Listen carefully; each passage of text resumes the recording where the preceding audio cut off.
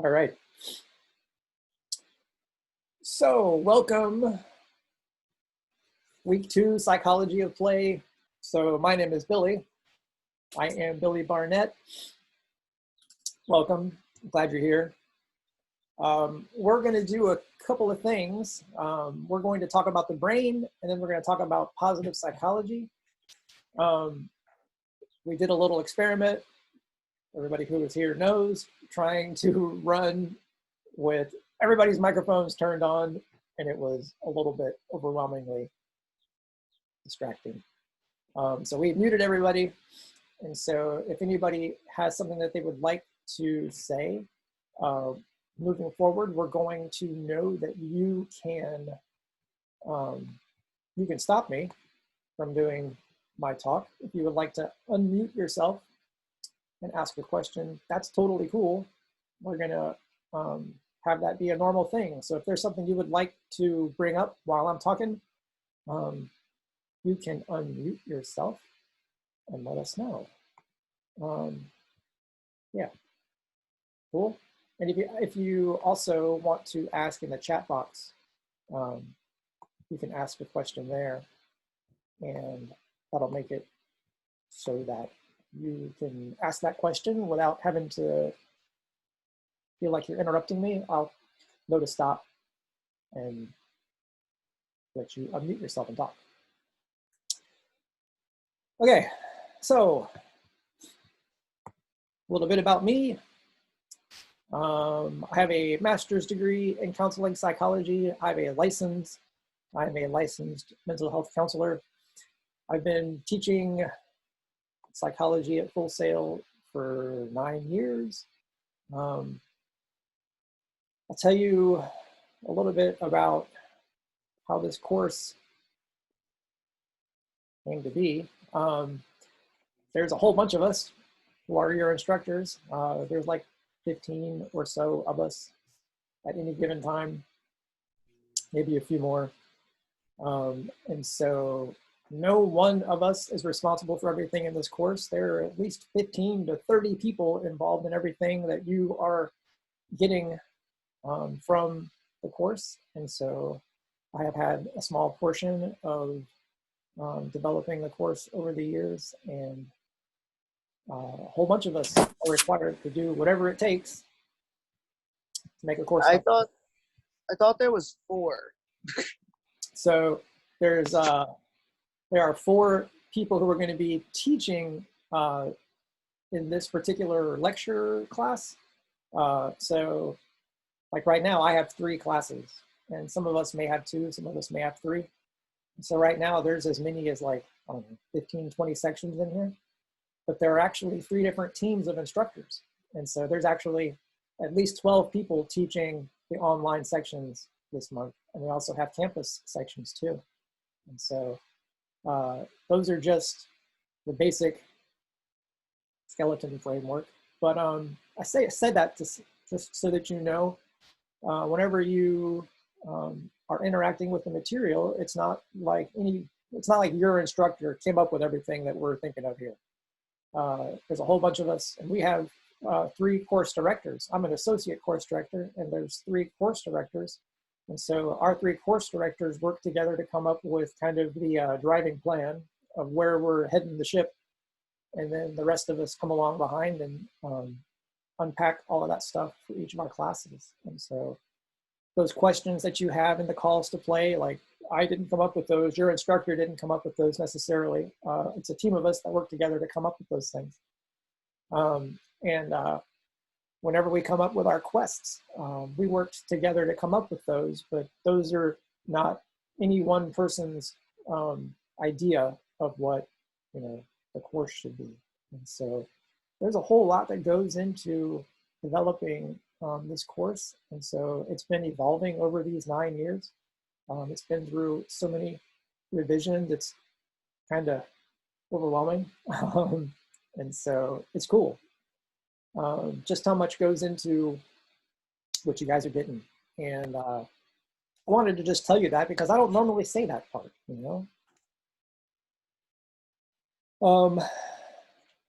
See, you guys are talking about some of the stuff for Zoom. That's cool. So for me, I come from a photography background and a music background. I was a professional photographer. I still shoot pictures, but mostly just for myself and my family. I shot professionally for about 15 years. I did a whole bunch of weddings and family photos and photographed a hotel for the marketing for the hotel resort down by Disney. Shot like, I don't know, 40 weddings or so. And played the drums for 10 years. That was fun. And so my whole thing is about helping people tell their stories. And so I mostly do that now in talking to you guys and helping you with the course. And also I have a private practice where I do counseling. I help people tell their stories that way too. So, hey, look, my phone's ringing. My wife is Lauren and my kids are Elizabeth and William. I am working remotely, and so they are spread throughout the other rooms in my house right now. My wife does speech therapy, and she's doing that on Zoom right now while I'm doing this on Zoom. And my kids are awesome. They're doing homeschooling. We decided to homeschool our kids right about the same time. Everybody else got volunteered to homeschool their kids. I'm gonna have to play a beat for you now. That would be bad. It's been a while since I played drums. So anyway, I also struggled with speech issues for years and years. I stuttered up until I was about 23, and I talked really, really fast, more than now. Now I talk for a living, and I married a speech therapist, and I have a company where I talk to people, and my wife does speech therapy. Life is ironic. So there you go. That's my story. Everybody's got one. My hope is that you will use this month to learn about you and your story, and then go use that to help other people and to take what it is that you do in your industry and make it helpful for other people. So there you go. A little bit more recent for those. All right, I'm going to turn my video off because it makes my fans run on my computer really loud and fast. So I'm going to turn off my video. You'll just see my little picture. All right. But my fans will cool down and it'll be better, easier for me to talk. Eric, depends. It practices, not like riding a bike. So one of the things that I've said about playing the drums is it's like riding a rusty bike. It still works, but it just doesn't go real fast. I love that. I'm actually in a band myself. I'm a vocalist. I used to play guitar, but I wasn't really that good at that. So Yeah. Cool. I love playing the drums. Yeah. Cool. I love it. Used to be a big stress reliever for me. Now I live in a neighborhood that's pretty close together, and so the whole neighborhood would hear me play drums. That would be bad. Okay, I got a little video for us to go watch. I'm gonna put it in the chat box. What I want to do is do that. So this is a little video on exercise of the brain. I hear some scratchy mics. Make sure you get yourself muted back so we don't hear scratchy mics. I'm going to put this video in the chat box. If you could, go watch that video. It's not going to play on my screen because YouTube gets very mad at me whenever I put up videos in Zoom. And so I'm going to give this to you in the chat box. Go click on it. And when you're done watching it, tell me that you're finished in the chat box for me. Cool? And I will turn my microphone off at the time.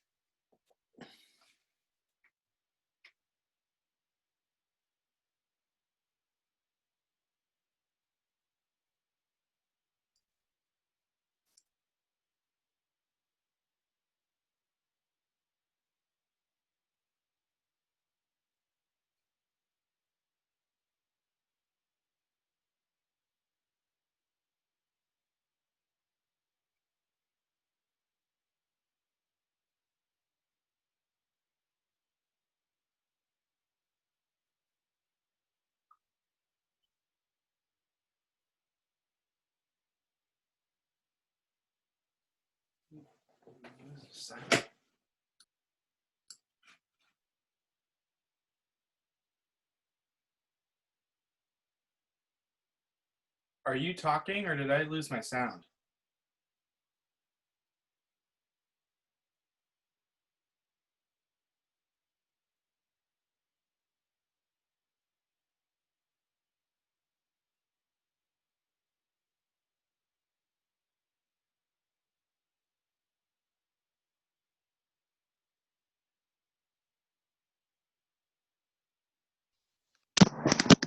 Go to the chat box and click the YouTube link.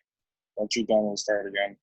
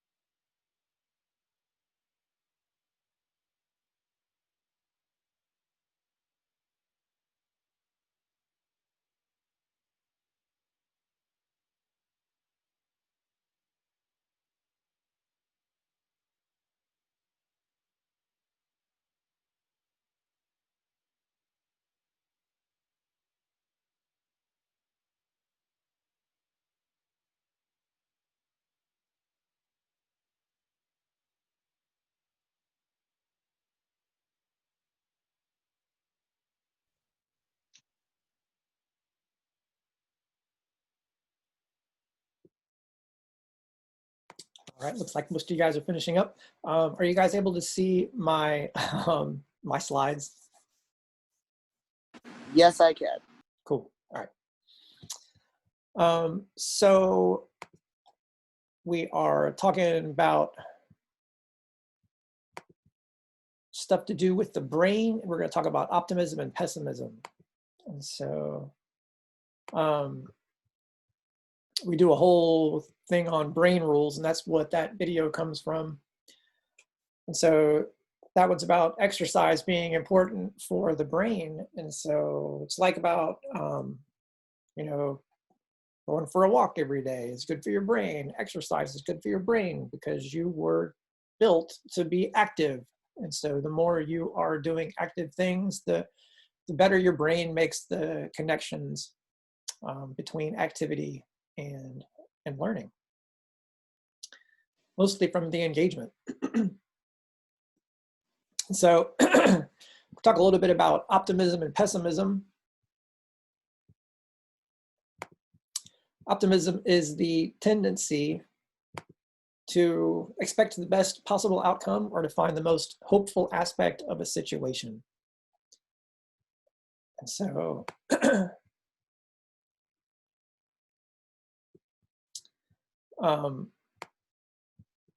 I don't know about you, but I prefer to be more of an optimist than a pessimist. So let's look at what is pessimism. It's going to be kind of the opposite. It's the tendency to expect the worst possible outcome or find the negative aspects of a situation. And so what do you guys think about this optimism and pessimism stuff? You know, I'll tell you, whenever I weigh these things out, I have to be a little bit of an optimist in teaching positive psychology and being a counselor. And then at the same time, pessimism sometimes helps me understand how to deal with liability and how to expect people to have behavior that may not line up with, you know, an idealistic way. I I believe that realism is the middle ground between optimism and pessimism, and that's always been my personal belief. Yep, that's good. I feel like optimism and pessimism is like yin and yang, just opposites of each other that balance out. Yeah, for sure. I agree with you. It's like lightning. Because if everybody was optimistic, like pessimism, they kind of go hand in hand. But you have to have one to have the other. Yep. If not, it would be very unbalanced. Yeah. You can't have one without the other. Right. Yeah, I think you need both in moderation. Too much pessimism can be unhealthy, while too much optimism can be unrealistic and set you up to fail. There you go. Yes. Yep. I agree. Awesome. I very much agree. I'd definitely rather go through life living as an optimist rather than a pessimist. Sure. I'd rather have that positive outlook than trying to see the worst in things. I feel like if you have too much of one, that can still be detrimental to your health, because if you're a pessimist, then everything becomes a self-fulfilling prophecy. But if you're too much of an optimist, then you're always setting yourself up for disappointment. That's my personal belief on it, at least. Yeah. I guess it would depend on how you grew up in life, then I would say. Who your parents are. Yeah. How you grew up. Like, for instance, I didn't grow up at home. It was residentials and psych wards for me. So you guys really hit the thing there. And if you look at the slide, in a bit of irony, the tendency you identify with will be the one you see when you look back at life, and it's a self-fulfilling prophecy. And a lot of what you guys are pointing to with that balance, and that you have that tension between the two, and how do you not become an idealist, and the way that you look at it becomes kind of your lens. And so sometimes we have that lens, and then the way that we see it is the way that we work to make sure that it goes the way we see it. And so if we're optimistic, we have the ability to drive positive stuff more. And if we're pessimistic, we have the ability to drive those negative things more. And so that's just kind of what we're getting at here. Cool. All right, let's move forward a little bit. So what kind of stuff do you guys do for fun? What kind of play do you think is good for your brains? I like to paint and play video games. PlayStation 4. Yes. Xbox One. Xbox sucks. I like some mind take teasers. photographs. So it. I'm in class.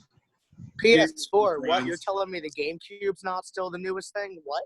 What? Oh, Nintendo that's Switch. old me a school. GameCube. I Master will beat Race. all of you on Mario Kart. Man, I got Oh, Game yeah. Pass. All right, Yeah. Mario Double Kart. Dash. Yeah. I'm a legend in Mario Kart. I'm Oh, sorry, man. guys. Oh, it's on now.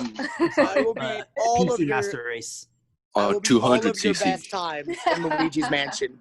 No joke. Game Pass. Joe Mountain never used to get Mario Wanted. Kart on iPhone. Oh, That's man. right. I think it started something there. All right, 200cc, it's on. very good. We're opening our game code for Switch in the chat on Mario Kart. I'm gonna mute everybody back. There we go. Ask a question and you get an answer, Billy. So, my kids just discovered my my old PlayStation 2, and they've been playing my PlayStation 2 for the last couple of days, and that's been awesome.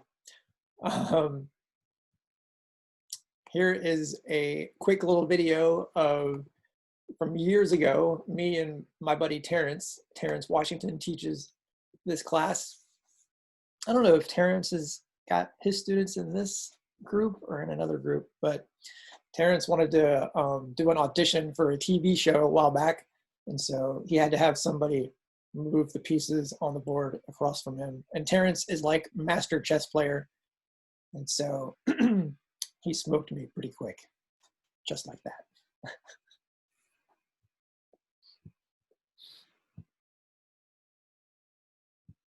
That is adorable and wholesome. I love it. Sorry. That's us. We're adorable and wholesome. I absolutely love it. I wish I could Hey, play. social distancing. That's not a 6-foot table. That's that right there is definitely the 7-move win. There you go. Yep. It's from a couple of years ago. That's definitely been used against me in chess. There's only one way to counter it. Yeah. Yeah, don't sit down at the table with them. There you go. That's it. All right.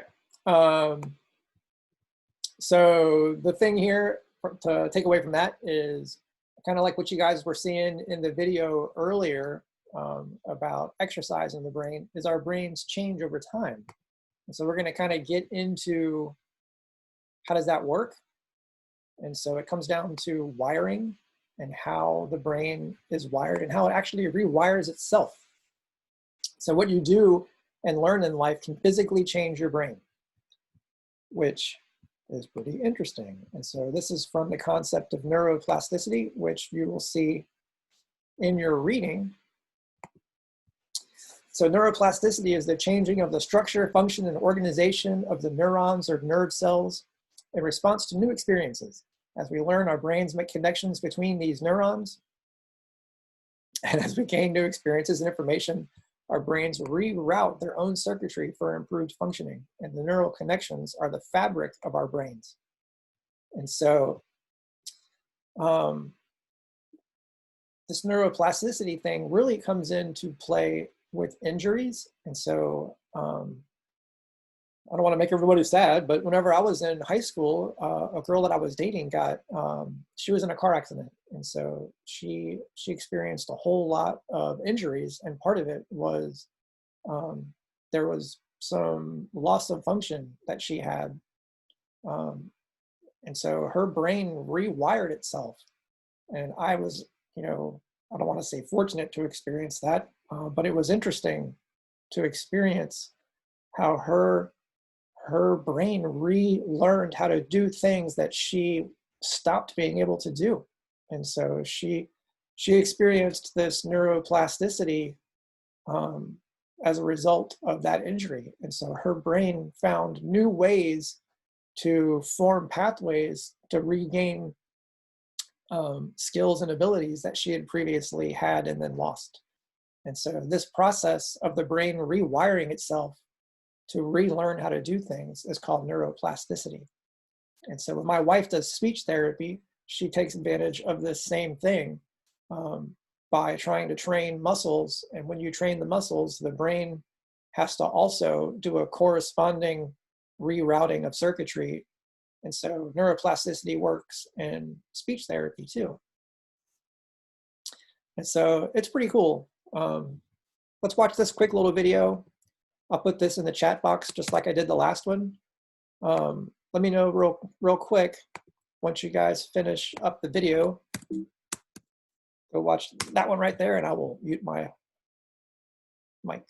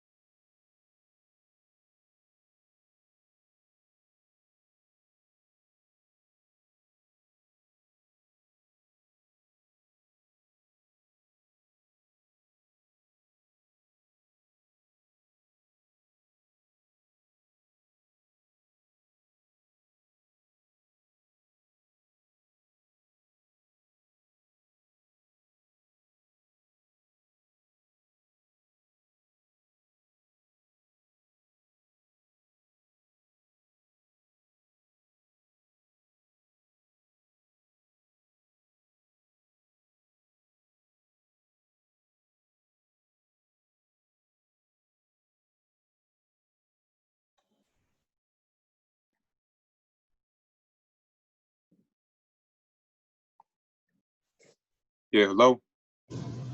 I'm done. Same here. All right, you guys are done. You can mute your mics back.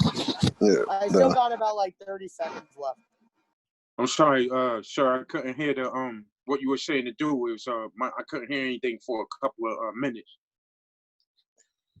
That's okay. Whenever people are watching in the video, we're not going to be, we're trying to give them some time to listen to the video.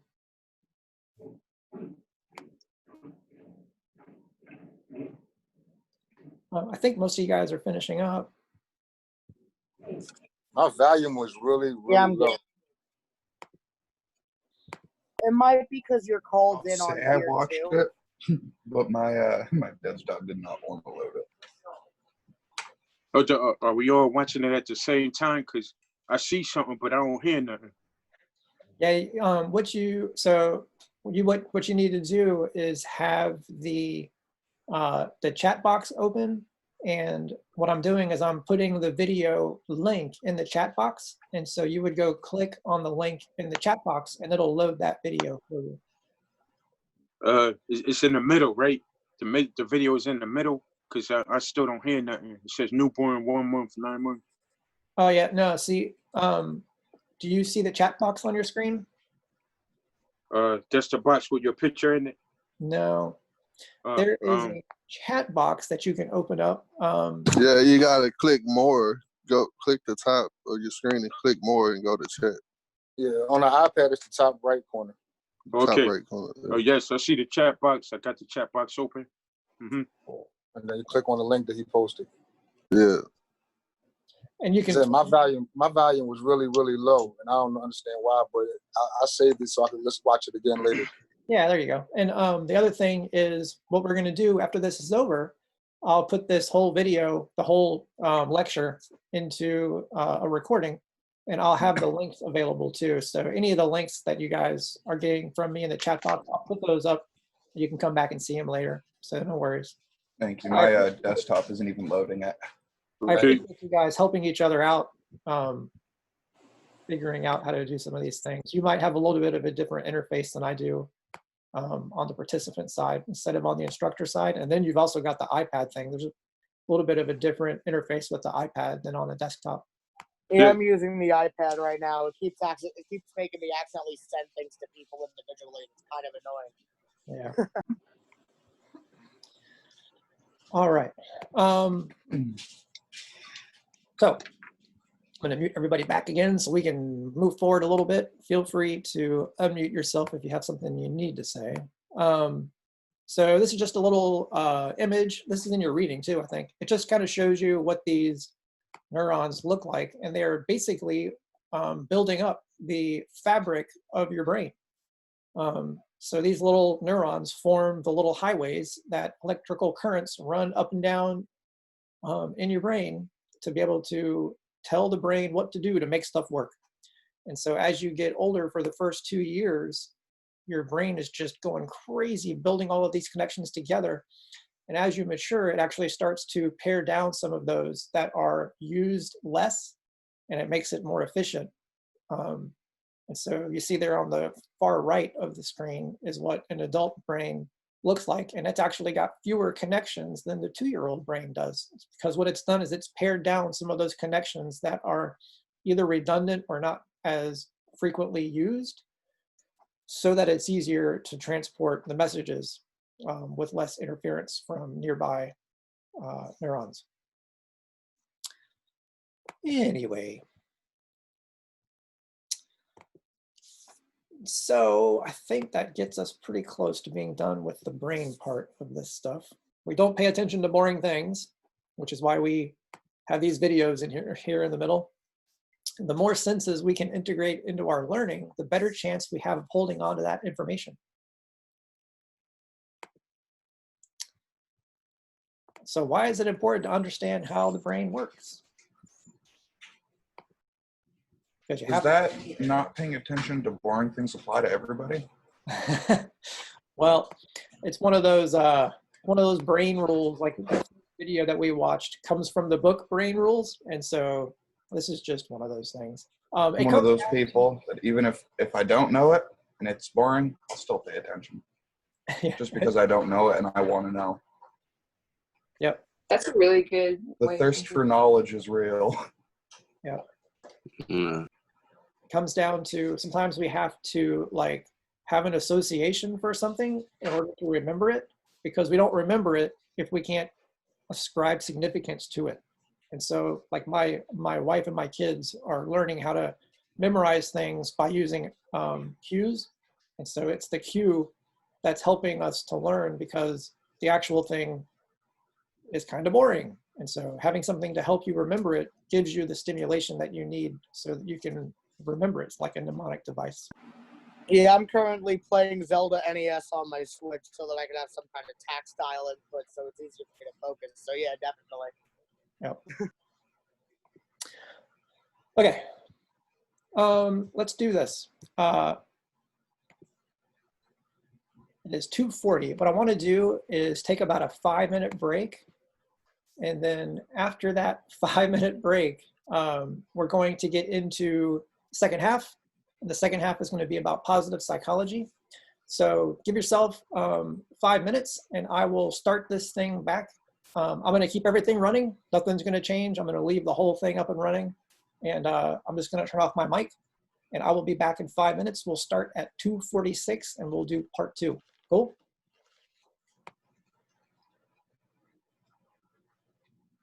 Sounds good. So there's a Legend of Zelda fan in here. What was the question? There's a Legend of Zelda fan in here. Oh, there's Yeah, multiple. I got a tattoo. Oh yes, yes. Finally, People right here. Finally. Good people. Yes.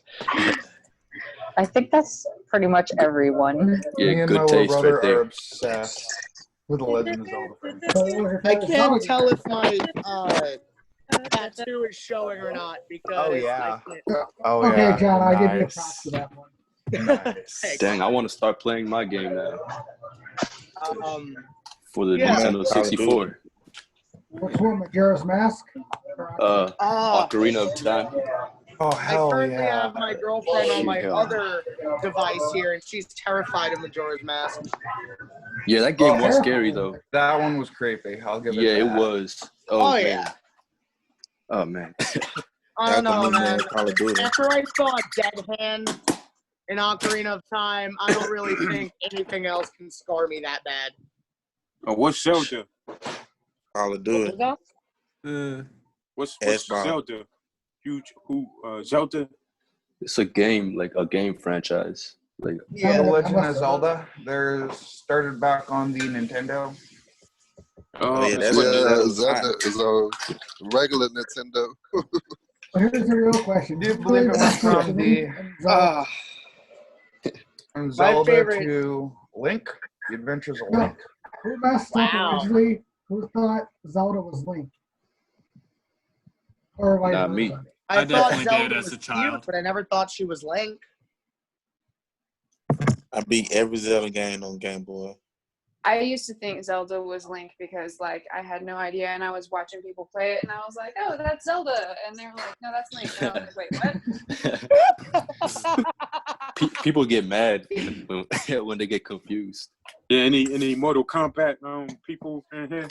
Nah, I'm I not stopped looking in the playing Mortal lore. Kombat 11. Are I'm Link gonna and turn Zelda my like stuff part of off. the same I'm gonna family? stay here, but I'm turning my mic and camera off. I want to go have a cigarette break with my girl. All right. Cool. Play Call of Mortal Duty Kombat 11. Call of I'm Duty on it World. right now. You're a girl. I got y'all with Sub-Zero. On what? Yeah. See, but you on PlayStation though. I am on Oh. PlayStation, yes. PS4. I play Yeah, Zero I'd like, Warzone. I play a little bit of Black Ops 4. Oh I yeah. play Final Fantasy 14. I'm on a Black modern. Dang, Black Ops 4. Mhm. Sheesh. He said, "Sheesh." The zombies was the only thing good on that one, yo. That's my. Oh man, the Yeah. multiplayer it's Yeah. worse than ever now. It's Call of so Duty hacked is- in the multiplayer, it's unbelievable. Man, y'all gotta play that Modern Warfare. Have you guys seen the graphics for The Last of Us 2? That's a PlayStation. It looks like a movie. Oh, hell. Yeah, I just finished The Last of Us 2. It's great. I don't really care for The Last of Us. I like the storyline of the first one. I've yet to play the second one, but when I get to it, yeah, I'm all for storylines. As long as they don't mess up the storyline too bad, it should be good. I like playing games with like where it's like a role playing game. MMORPGs, yes. Does You anyone said know MMO. about Tekken? I ain't been Tekken in a long time. I know. Yeah, I know like Tekken. playing that game too. That all the fighting games I like. I hate to say this, I wasn't really into Tekken, but Streets of Rage was my shit. Yo, they got 4 out now. Streets of Rage 4 is out. It's on Crunchy. Super Smash Bros. Can't go wrong. Oh man. Yeah, Okay. Smash Bros. Diablo? Okay. Hold on, real fast. I'll be right. Man. I'm trying to decide which game to play now. All these games I'll play some Smash suggested. Bros. All I had was a You can get a Smash N64 and a 360. Diablo? Elder Scrolls?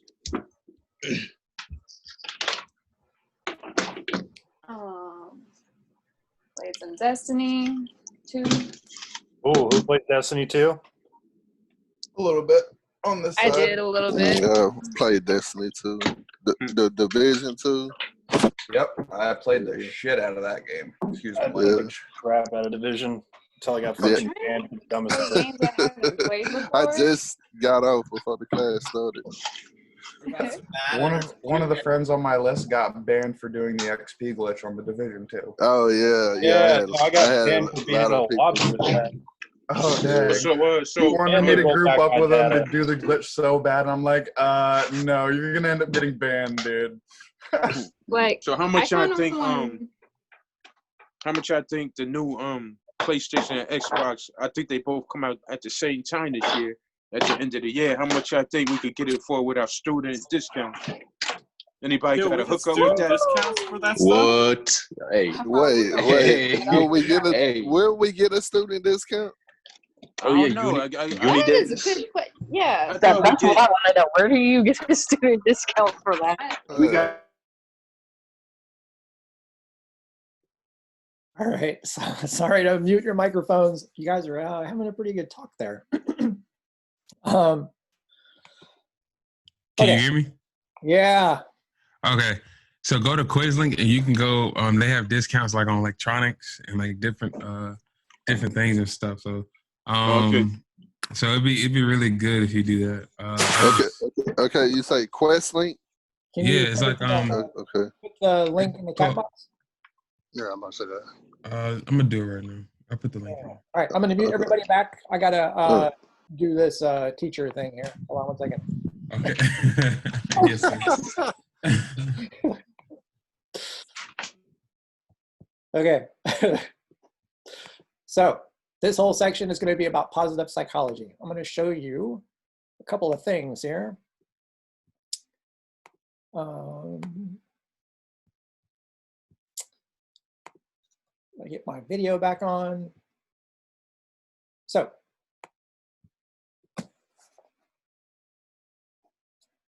let me turn this, make it so you can actually see it.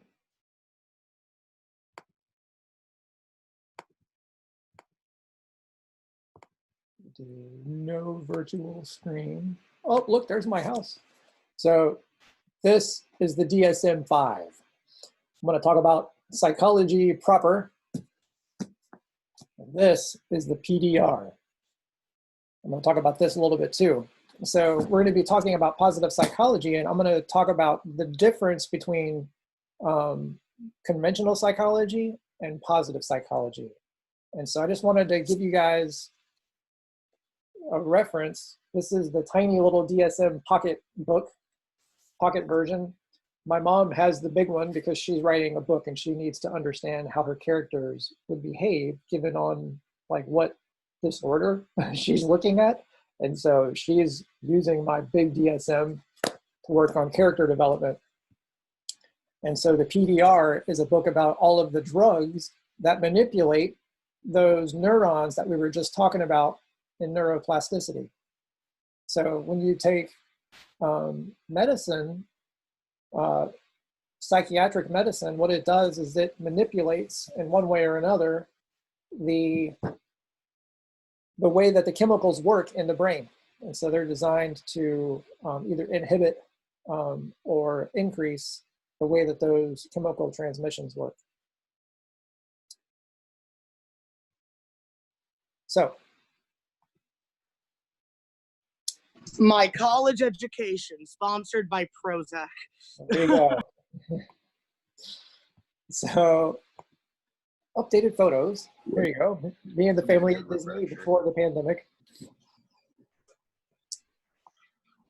So, as we're looking at positive psychology, we want to look at the history of how psychology unfolded, just really briefly. What happened was before World War I, in between World War I and World War II, a lot of veterans were coming home with what they called shell shock at that point, which is basically PTSD. And through all of those folks coming back with, these traumatic experiences, there became an interest in being more innovative in how we do mental health. And so some good stuff happened from that. Some bad stuff happened too.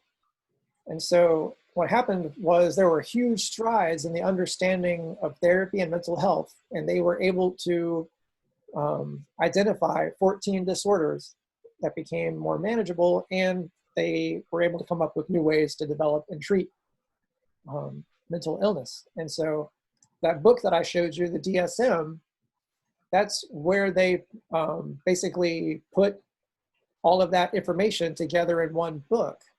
And so each couple of years, they update that book. And so when I was in graduate school, I was trained on the DSM-4. And so now we have a DSM-5. And the book that I showed you was the DSM-5. Just in the short period of time that I've been, out of graduate school, I mean, like 12 years, but in 12 years, we've gone from one DSM to the next. Because they revise this stuff so rapidly. So some of the negative things were that psychology became a field of victimology, and practitioners went about treating the mental illnesses under a disease framework. And so the DSM is where that disease framework is spelled out. And so it conceptualizes, people through damaged habits, drives, childhoods, damaged brains. And the real kicker is there's no method for prevention of mental illness. I want to qualify that. I think there is plenty that you can do to prevent mental illness, but it's not like it's prescribed in the DSM. It's not there. It's in really probably how you look at coping with life. And I believe there are great ways to prevent mental illness symptoms. So positive psychology is what we're looking at here. It's a very, very different approach. It is not the same thing as what I just highlighted. Positive psychology is the study of strength and virtue. So psychology is the study of symptoms. Positive psychology is the study of strength and virtue. Treatment is not just fixing what's broken, it's nurturing what is best. So positive psychology looks to treat what is about what is best. What year was the... Can you repeat that for me? Positive psychology? Yeah, it's not just fixing what's broken, it's nurturing what is best. Heard one other question. Yes, what year was that book released? Which one? the DS5? DSM-5? Oh my goodness. I don't know. After I graduated, but a couple of years. Let me see if it tells me right here. I want to see if that's one of the techniques that was used on me. 2013. 2013, then yes, it was. Yes, it was. Yeah. From the age of 7 to 17, I went through all types of different therapy. So I've seen every tactic in the book. This is just the diagnostic criteria manual. So I've gotten to take a look at those. Yeah. That's why I asked what year. Yeah. So this is not where treatment lives. This is where the diagnosis lives. And so I'll take a pause here to tell you. One of the things that I focus on all the time with people in my private practice is the diagnosis is not the therapy. The treatment is the therapy. And so the diagnosis lives in the diagnostic manual. The treatment is between me and the client. Now, what if the diagnostic requires no treatment? So coming up with a diagnosis is a totally different thing than treatment. And so, yes, you sit down with somebody in the course of 1 hour interview and you come up with a diagnosis, which I think is a lousy thing. Yeah, that needs to be at least 2 to 3. Yeah. But the actual treatment is based on a treatment plan. And so it has very little to do with what is the diagnosis, because I have, like in my private practice, I treat anybody and everybody. But I have a model that I go through that I've developed, and I tailor that model to every person, regardless of what their presenting thing is. So you do a range from the 3-month, 6-month, 12-month plans. Say it again. You do a range from the 3-month, 6-month, and 12-month plans. Yeah. Then. I try to. So I generally try to do short-term therapy, and so I've got about 6 weeks of content that I teach them. And if I can have somebody work with me for 6 weeks, I'll teach them enough things to be able to go home. And that is awesome. Yeah. What some people don't realize is therapy can actually be negative as well as positive. So, yep. So let's keep it focused on what we're doing here with positive psychology. It's really a big deal. Yes. Because what we're doing here is basically based on the self-help model instead of on the diagnosis model. And so what it does is it says everybody has strengths. And so instead of looking at people as sick in one of these ways here, sick in habits or drives or childhoods or brains, what we're looking at here is what are the strengths? What personal strengths do you have that you can identify and develop? Because if you can identify and develop your strengths, you have the ability to go do whatever it is that you feel is holding you back or that you would like to do. Because we're looking at you as, a real person with like strengths and abilities. And you can go do the things that make you happy. And so positive psychology is very focused on happiness and what is it that what makes you happy and how do you go do more of that stuff. And so it's not just about medicine. It's not just about illness or health. It's about education and work, insight, love, growth, and play. And so it's the difference between being proactive and reactive. And you can't find happiness by assigning power to things outside of your control. And so, like, just on this one concept right here, if somebody comes in and says, my teenager is, totally having a hard time. What I'll do is I'll work with that teenager, and the teenager basically identifies all of these things that are outside of his control or her control. And so I try to work with that teenager on identifying a couple of things. One, what can you control? And so we work on coming up with a structure. And then what makes you happy? Like, what do you do for fun? And so by working with kids on things that are fun for them, it totally puts them in the driver's seat to go build a positive psychology treatment plan. And so that's what I do, is if we work on things that we want to do and that we find enjoyable, then they're going to have way more buy-in on the process than saying, hey, I think you have this disorder and here's how you have to fix it. Like it's not a good model. Could I ask a question? Sure. Would you say that positive psychology is an effective treatment for people who do have mental illnesses? Absolutely. Awesome. Because positive psychology is for humans. Yeah, good point. That other way you mentioned is totally what I went through. Yeah. It is not a good way. Yep. You have this diagnosis, let's put you on this medication. Right. Yeah. That is they not tried that the way with me to do too. it. They're treating the symptom rather than the disease itself. Exactly. Oh, thank you. Yeah, totally. I did research on some of that stuff too, and what I come to the conclusion is that medicine don't do a thing at all for. I mean, this is my opinion. I'm not saying this true or false. This is my opinion from my research I had done.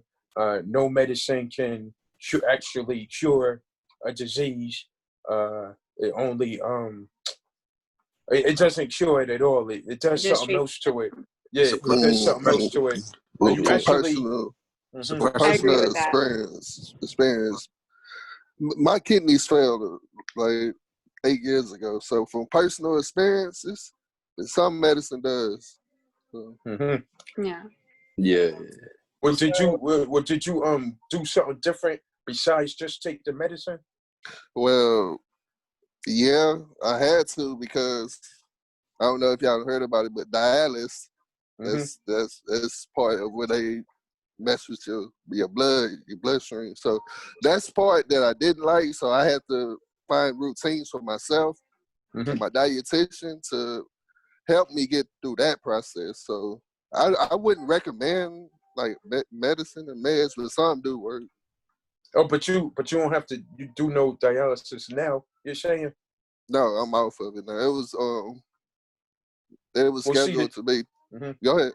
Oh, but see, the thing is, there might be something you did differently. Is what I was getting at. Besides the dialysis, that worked instead of the dialysis and the medicine.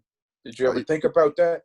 Yeah, because I was That's what I'm scheduled to saying. be on 2 years, and I finished within 6 months. So, Yeah, and I that's what I'm believe saying. Something changed in your daily routine. Yes, my eating habits, and my eating process. Listening to my dietitian. I'm gonna jump back in here. I've got a thing that I want to connect it to, because you guys bring up a really big point about medicine being not necessarily controversial, but like there's different opinions about it, right? And so if it's science, how are there such different opinions about it? And so one of the things that came up to me as I was having to justify treatment and do that for people all over the state with the kids that I was working with, I had to become well-versed enough on the medicines to be able to explain why we were using them. And that is not what I was trained for. I was trained to do talk therapy, not medicine therapy.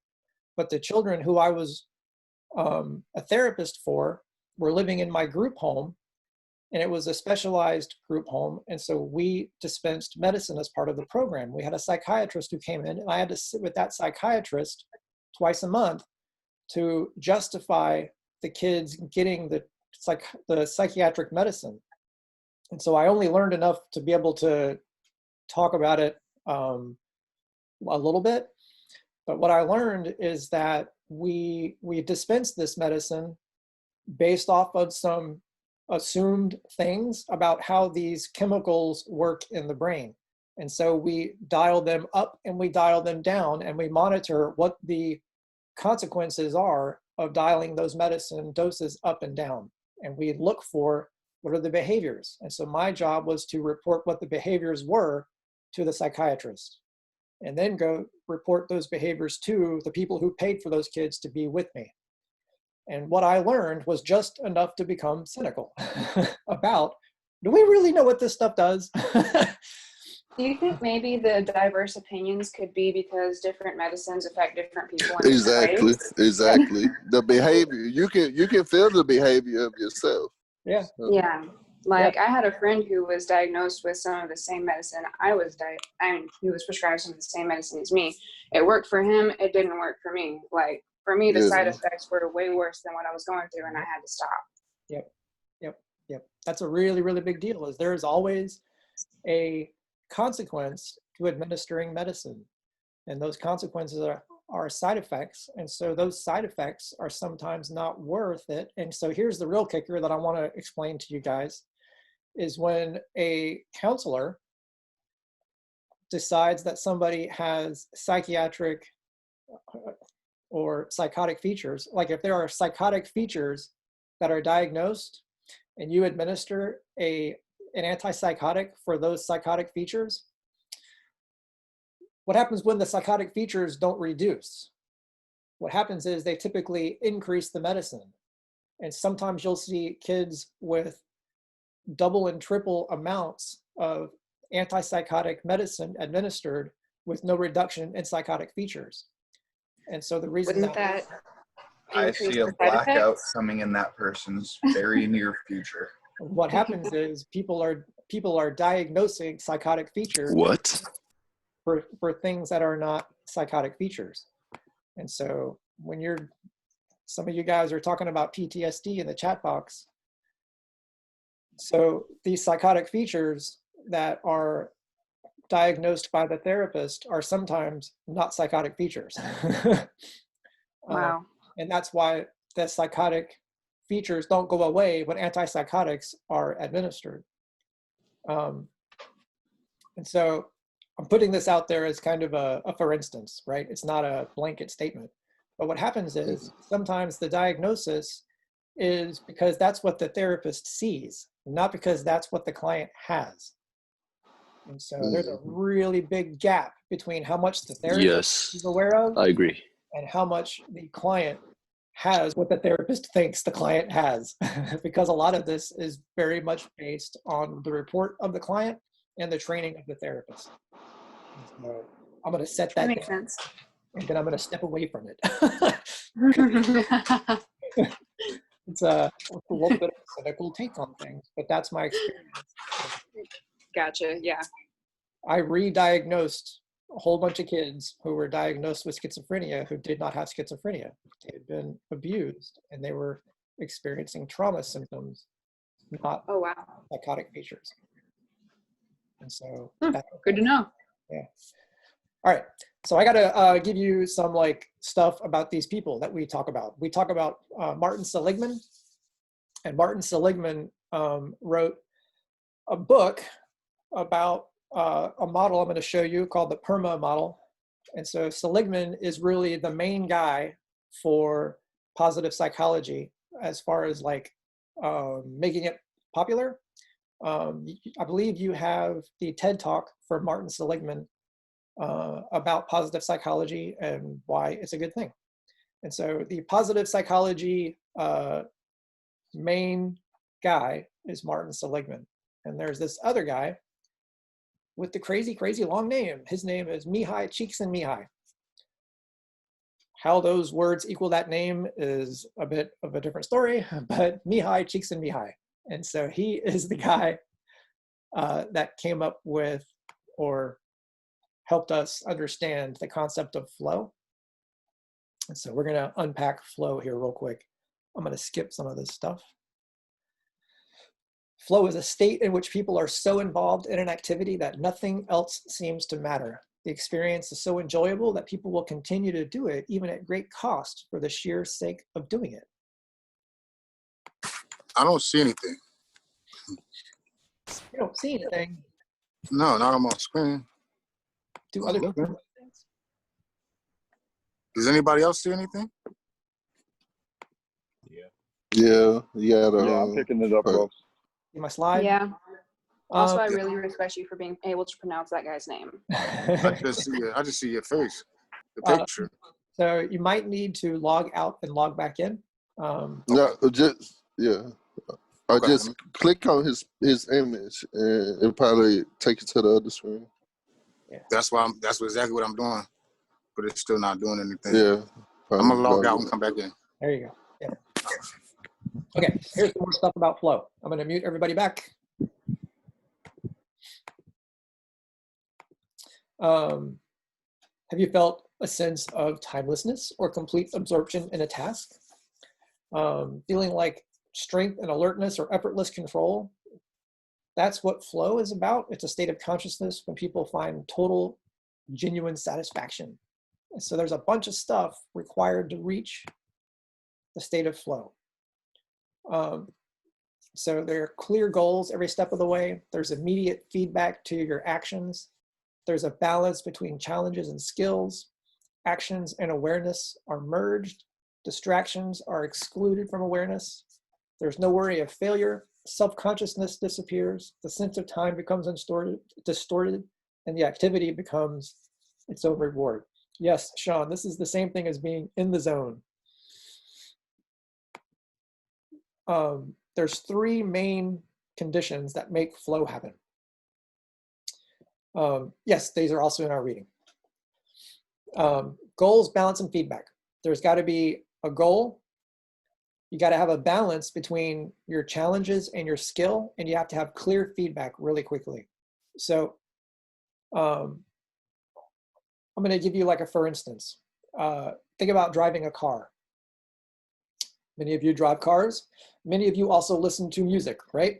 And so you ever like turn on a song when you're driving your car and you're totally into your song, and you can totally be driving your car without worrying about the cars coming at you in the other lane. They're doing 65 miles an hour, you're doing 65 miles an hour, and the only thing keeping you from, wrecking is your ability to keep the wheel going in a straight direction. But if you're totally listening to your song, you're not concentrating on how to drive your car. And then maybe you can go through 2 or 3 green lights and then you stop at a red light and your song ends. How did you get there? Because you've totally not been paying attention at all because you've been listening to your song.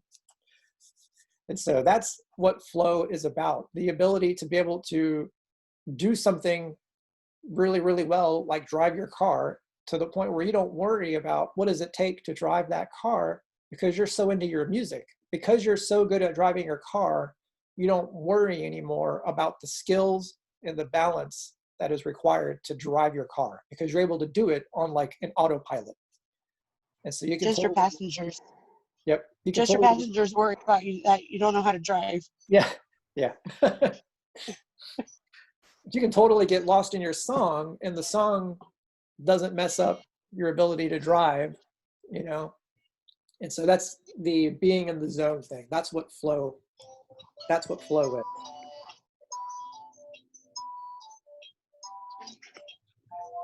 Can I ask something? Sure.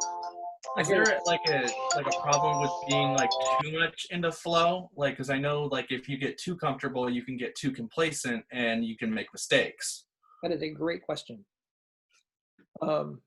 So yes, I think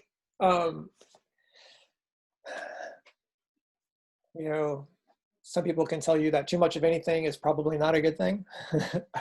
All things are good in moderation, perhaps. I think there are some people who define flow so rigidly that they will tell you that there is not a bad outcome possible of doing flow. But I think that's a dangerous thing to assume.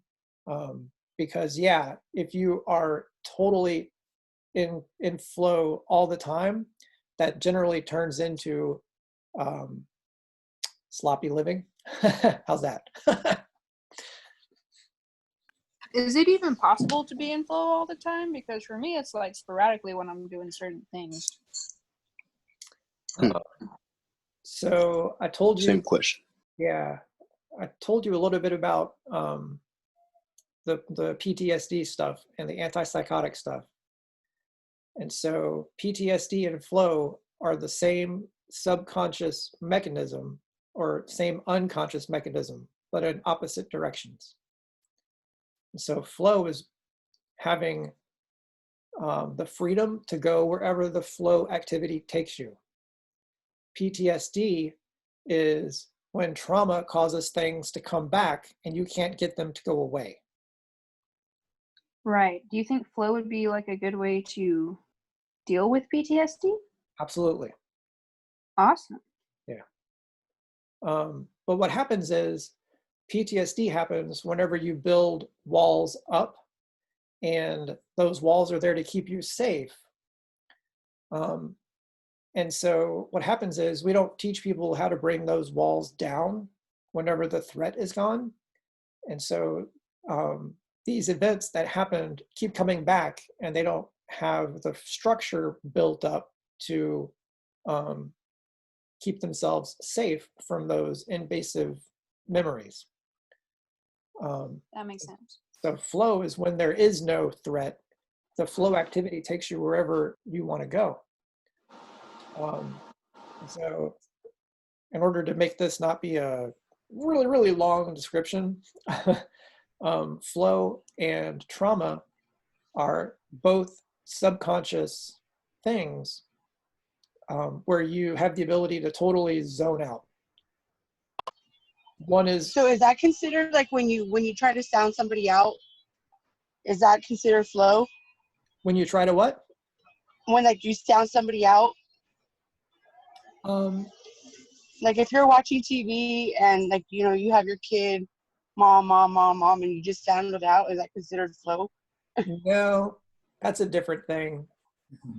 If you're trying to push somebody away,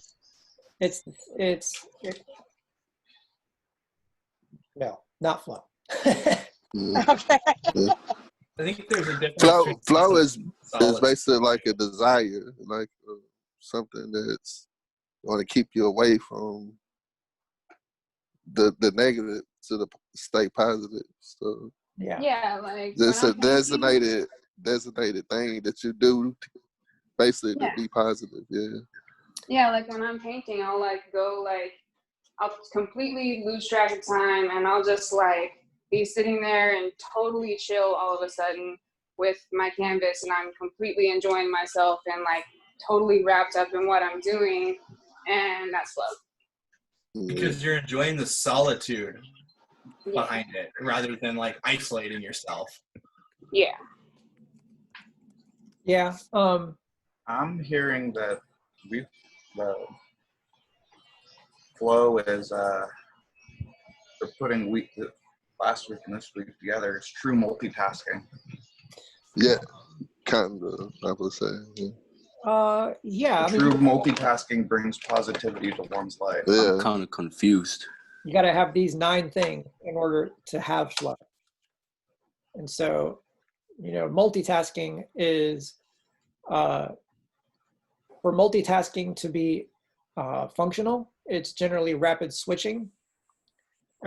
When you have flow, like when I sit down and play drums, I'm doing like hi-hat on one side, snare drum on the other side, hi-hat on like left hand and left foot, bass drum on right foot, snare drum on right hand. And then I'm doing like 5 other drums and 4 other pairs of cymbals, right? And I'm doing all of those at the same time, but I'm rapidly switching between each one of them. And so yes, it's multitasking, but it's only multitasking in that I am rapidly switching between all of those things. And they're not simultaneously, they're all at a different point. But the skill comes in being able to make them all sound like one thing. And so I get into flow whenever the practice that I've used integrates all of those things into one thing. But in my mind, they're all separate activities.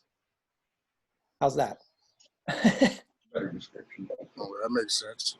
Yeah. In the reading, remember the reading was saying that multitasking is a myth. Right. Because you can't focus 100% on everything. Yep. So what I have to do is so front load my training on how to play all of those different instruments together into one thing that I am basically taking all of those things and compacting all of those items into one cohesive thing. Or driving your car while listening to a song and getting into the song, but you're still driving your car. Yep. And so I'm rapidly switching between the skills in driving the car and where the music is taking me. But I'm rapidly switching, but I'm doing it in a way where, because I've front loaded all of the stuff that's required and I've become highly skilled. And so there's a balance between my skill and my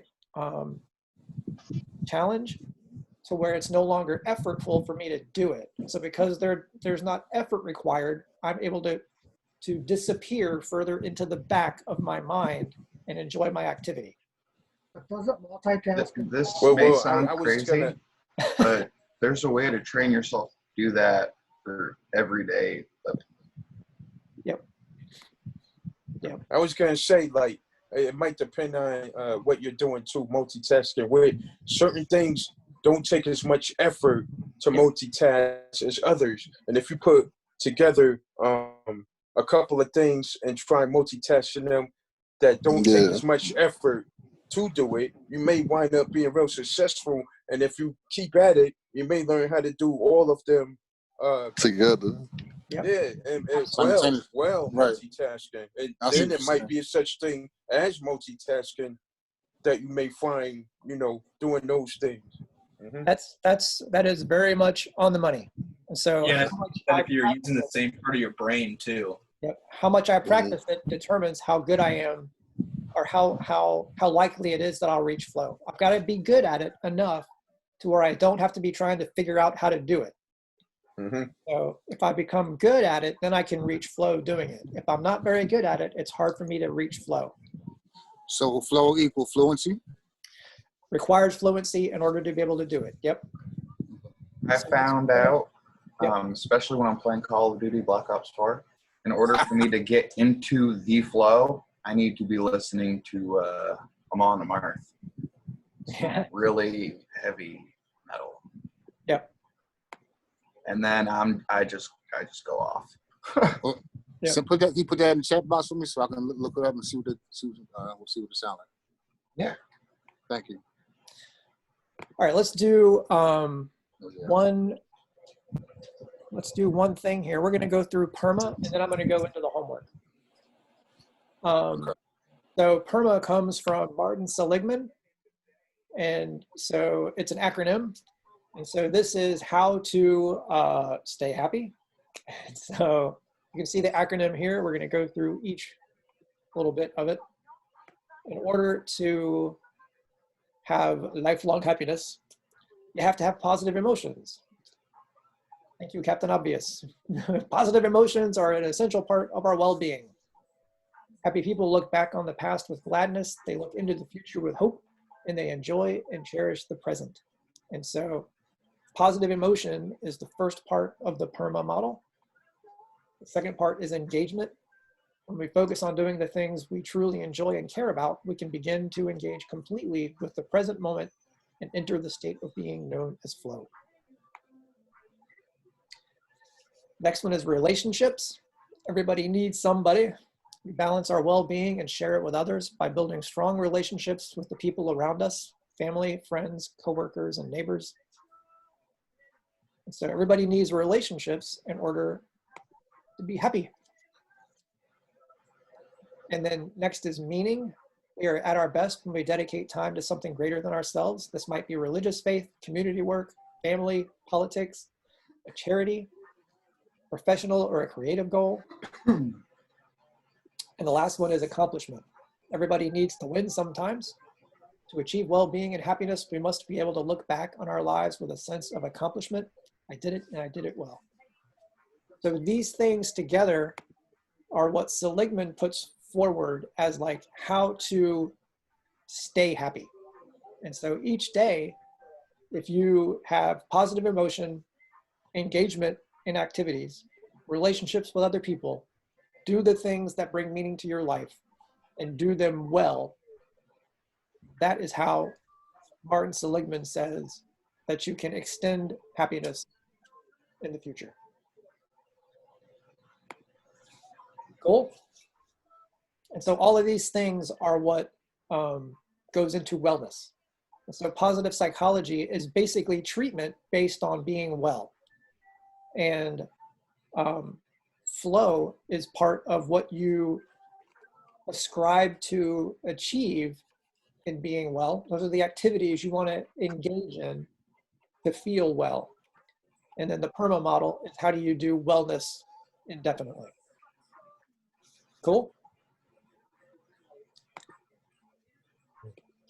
All right. We're going to let that be the content for the teaching. What I want to do is open up our homework stuff. I know some of you guys were very interested in looking at the assignments, and so I'm going to give you my my best here to make sure that you understand what is up for this week with the homework.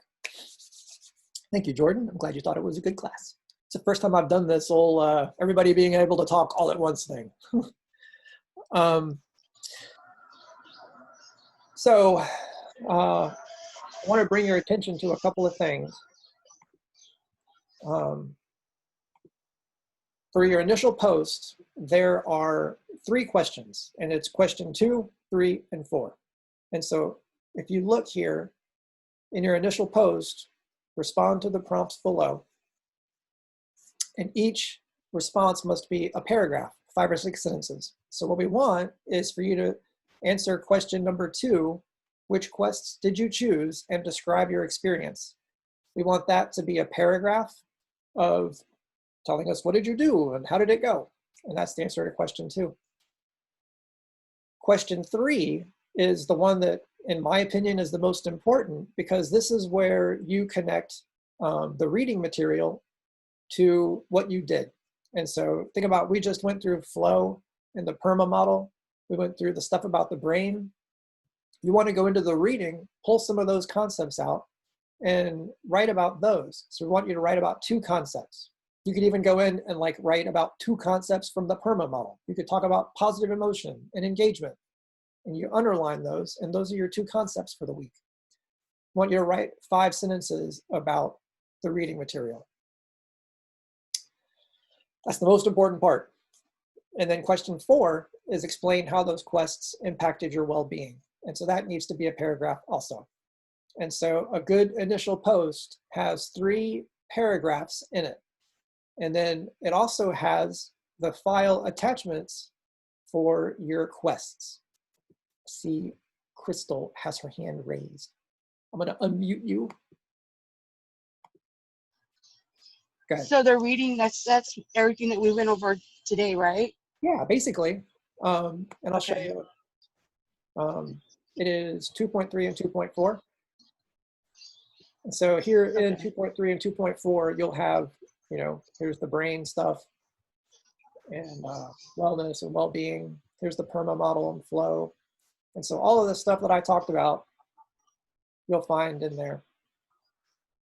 So yes, good question. So let's look at the quests.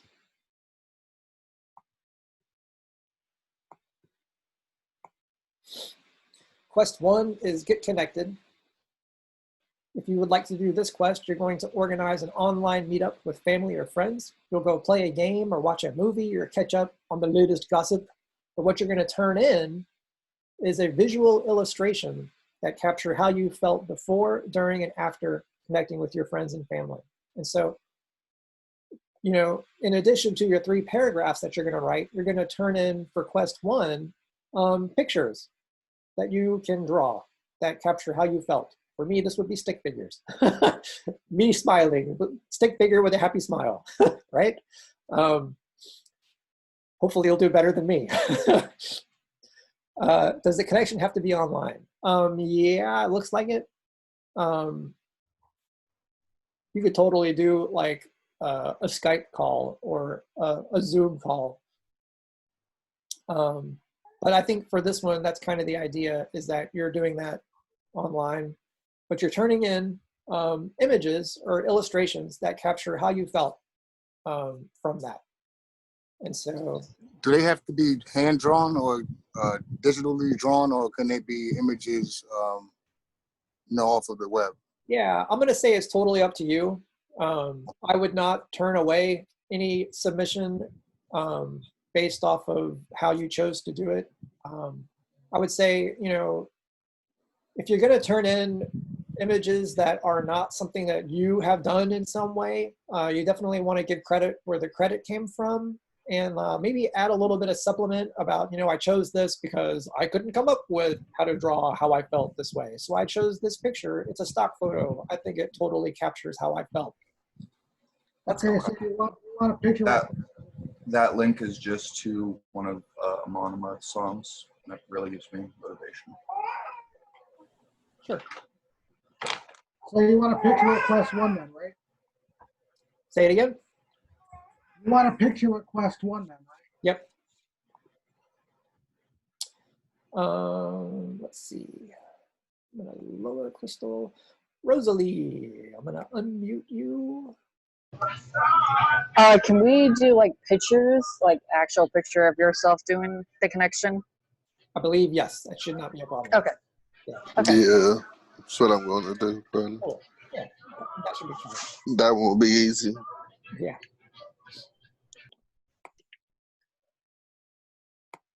All right, let's see.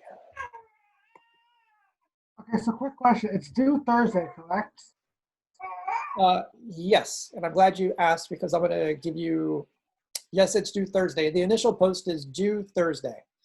So let's see. So Stacy, what if our daily is like this weekend or something like that? yeah. So screenshots of the connecting meeting or the connection meeting will be acceptable. Yes. As long as you're demonstrating how you felt before, during, and after. Can you use one of the online events already happening through Full Sail Online for Quest 1? I'm going to say, yeah, you probably should be able to. Just be sure to, connect it. How does it meet, the visual stuff about how you felt before, during, and after? As long as you're getting that part through, then yes. So here's the thing about the initial posts and deadlines. At any point this month, if you miss for any reason the Thursday initial post deadline, it is totally okay. What you want to do is write 3 response posts instead of 2. And so if you write 3 response posts, you'll make up the 10 points that you would lose for posting after Thursday. And so we have that as an option for you all month, because like some of you said, your event may not happen until Friday. And so that's totally okay. If you find that you want to post your initial post after Thursday, just write 3 response posts instead of 2, and that'll be okay. Crystal, did you have another question? I will unmute you again. So the post that I posted about the weekly plan, I can use that for my quest this week, right? You did Because the I think I posted it. Yeah, from last week, because I'm trying to get caught up because of how I've been sick. Yeah. So if you do the weekly plan, you can do the weekly plan all 4 weeks, but you want to turn in different file each time. Like, you don't want to turn in the exact same plan twice. Okay, so the one I turned in already, then that won't count, right? If you Just to turn do in the another, same so file just do twice. another one. Yeah, do a different one. Like, you want to, so it used to be in this class, what we did was we had students do the weekly plan every week. Like, they had to do the weekly plan every week, and they had to change it every week. And so we have it for you guys as an option to do all month. And if you choose to do it all month, we like that. But what we do want to see is, how are you using the plan from week to week by, growing with it. So we ask you to turn it in, as a growing and developing plan, instead of having the same, like, we don't want you to do that quest and just keep turning in the same document. Okay. Yeah. But we totally are cool with you doing the weekly plan every week. just make sure to, like, the whole idea is that it is there to serve you. And so it's going to change a little bit because you're going to be learning, does it fit right or does it need to be changed a little bit? Mark, go ahead. Yeah, so for the first quest, we just like we can either take pictures of ourselves or draw ourselves out, right? Yep. Yeah. And it doesn't have to be it doesn't have to be of the same person, the other person, correct? Correct. All right, thank you. You're welcome. Quick question, Mr. Barnett. Uh-huh. When we do the video, the online chat, do we have to like take a screenshot of us doing that? That way it's proof that we did that, or do we just draw the image on our emotions or how we felt before, during, and after? You only have to just turn in the pictures. emotion? Yeah, the pictures of how you felt. We don't require you to turn in any documentation of the actual. Okay. Yeah. Okay. Cool. What happens if I don't have anyone online to do this with, but have someone that doesn't live in your home, like watching a movie with or catching up on stuff? I'm going to tell you, Sean, that is like probably okay. What you want to do is reach out to your instructor and run that idea by them and make sure that they're cool with it. I would be cool with that. You're kind of modifying it a little bit, but that's not a problem necessarily. Because the whole idea here is we're just asking you to send in a picture of how you felt. Could we use our teammates? Sure. Do a live chat with our teammates, classmates? Yep. Okay, cool. Yeah. Maybe that might help, son. Yeah. Okay, quest 3. Choose an activity you've never done before that requires repetition for improvement, like juggling or doing a cartwheel, drawing a cartoon, playing a musical instrument, dribbling a basketball, stuff like that. Practice this activity over the course of several sessions, and then what you're going to turn in is a document. Document yourself practicing on video and describe how your perception of the activity changed over time. So you're going to show yourself doing this activity and describing how your perception of the activity changed over time. So let's say you're learning how to juggle. So you're gonna, have somebody video you with your horrible juggling to begin with. And then after you do it a couple of times, your horrible juggling is gonna be not horrible juggling anymore. And you want to use some of that to describe your perception of the activity. How did your perception of juggling change after you did it a couple of times? So you're going to turn in a video for that one. Will backflip count? Yes, you can totally do a backflip and turn that in. I have a question real quick. Okay. So let's say like I already play video games.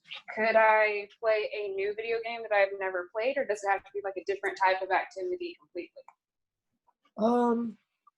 They're wanting this to be a repetitive thing. But you can draw a cartoon, or I'm guessing it's probably fine. I know I would accept that, but you're going to want to, document how your perception of that game changed after playing it and learning it. Okay. Yeah. So I could, or would it not be? You totally could. Which class are you in? Who's? I am doing graphic design. Are you with me? Yeah. Okay, do it. It's fine. Cool. Thanks. Okay, so you're going to document this stuff on video. Got it. I can do that. Cool. Quest 4, press play. Select one of the Psychology of Play podcasts to listen to and reflect on your takeaways. So you're going to go listen to the podcast, but you're going to turn in an infographic or a presentation highlighting the points that resonated with you. And so you're going to basically turn in an infographic, but it's got to have visuals and text telling us about the stuff that mattered to you from that podcast. So let's say you you go listen to me and my friend Monica on our podcast. You listen to our podcast and you make a little infographic talking about the stuff that resonated with you from what Monica and I talked about in our podcast. There's other ones. I think Stephanie did one on the 5 love languages. That's an awesome book. So it's an awesome podcast. I would say probably not to go do a TED Talk, but for Quest 4, we want you to go listen to the podcasts that we have recorded because those come straight from the psychology of play instructors. What is an infographic? It's basically like an illustration or a diagram. This here on the screen, this is an infographic. Are they the same podcasts as last week, or are they new ones? They are the same podcasts, I believe. I think all of the podcasts are like archived on a document. Okay. Yeah. Okay, I have one question about the weekly plan. Yeah. Last week I tried to click on it. I don't know how I was not able to access it. I don't know. Sure. It didn't let me put no steps into it. Can anyone explain how to do the weekly plan? Yeah. I have a question. Okay. As far as the infographics, does LinkedIn Learning have classes on how to do those? Oh my gosh, I would guess that they do. I don't know for sure, but man, they have so many things about so many things. I'm sure if you go type in infographic on LinkedIn Learning, you will find that.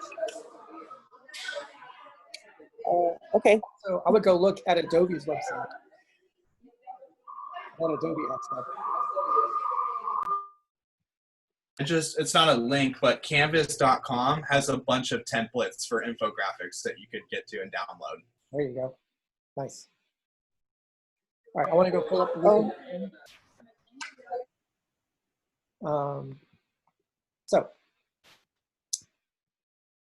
I don't know who asked the question, but I don't know if this is what you were asking about, but if you click here, this is how I get to the weekly plan. And I can come in here. I hope that was what you were asking about. Yes. All right. Okay. Got it. Cool. Yeah, it's just right here. It's the week. Okay. Thanks. You're welcome. Okay. Let's see, Mark. Get this out of the way. Go ahead, Mark. So for Quest So 4, for sorry about that. that's okay.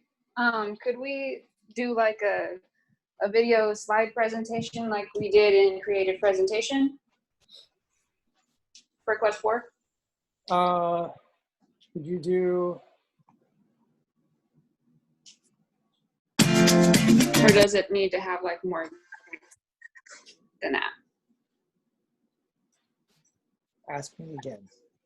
The Quest So in Quest 4, we're supposed to listen to the podcasts and then do like a infographic or a presentation. If we did a presentation, could it be like a video slideshow presentation like we did in the Creative Presentation class? Or does it need to have like a lot more text than that? If you put together like a slideshow on this, that would be perfect. Okay, cool. Yeah, I mean, an infographic could be kind of like, I don't know if you did the personal crest. Like the personal crest is an infographic. Yeah. Okay, gotcha. And so a slideshow would be even more. So Quest 4, it can be just a image, a visual image, and then the description of what you got from the podcast. Yes, basically. Okay, all right. Yeah. I mean, an infographic is an image, and it's an image that's got just. So an image that incorporates and contains the information? Yeah, it's multiple components. And you're just gonna Can it be an image of the presentator? An image of what? The presentator, the presenter of the podcast, like on the TED Talk. I don't know how you would be turning in an image of the podcast presenters because it's going to be the people who teach the class. Okay. I mean, the only image that is up of me is really my profile. Oh, so okay, all right. So it's okay, all right. Yeah, I got you. So the question I had is, if we do the presentation like we did creative presentations, instead of doing text, can we do like a voiceover for it? Yes, that would probably be fine. All right, thank you. Yeah, if you turn in a voiceover, that's going to be. But it still have to be 100 to 150 words, right? Yeah. Of the voice. Okay. Yep. All right. Yeah. I see a question in the chat box. Where are the podcasts? So if choosing quest 4, click here. And so this is where the podcasts are. Question 1C, you click on the links here, it takes you to the podcasts. Okay, it is 3:44, and boy, have we done a lot. This has been the most interactive session I've done ever, and I have enjoyed it immensely. Me too. Same. I got a question. Okay. It's the 8 like the not a test thing. Call to play. Yeah.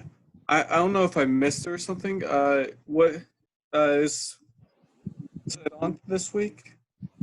Yeah, Or it's due just some. open, or is it just more open-ended questions?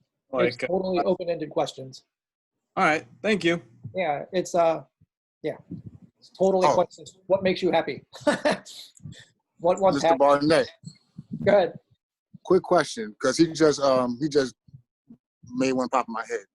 With as far as the discussions go, someone in the class stated that they might be unavailable and not be able to do their online visual till maybe Friday, and we could reply to 3 different classmates to make up for those 10 points.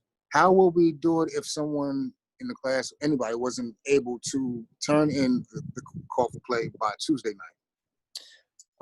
So the call to play is going to be due Tuesday night for everybody.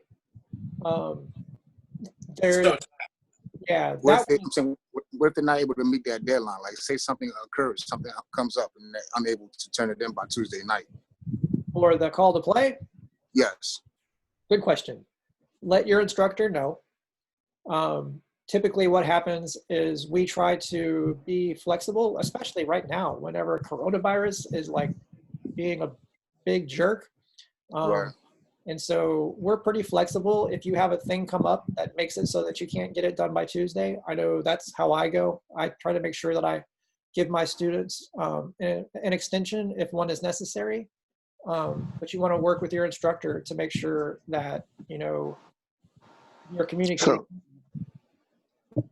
So was there one last week? Yeah. Yes. Okay, so I was sick. So how do I think that was one of the questions I was going to ask about the assignments from last week. Yeah. So each week there's a call to play. And if you should see it graded at this point. Mm-hmm. And so what you want to do is go into your online section and look at your activities from week 1, and your call to play will be graded. And so what you can do is send your instructor a message or feedback on the call to play from last week. You can go right into the call to play and go down all the way to the bottom and say, hey, something happened here. I didn't get this done because I was sick.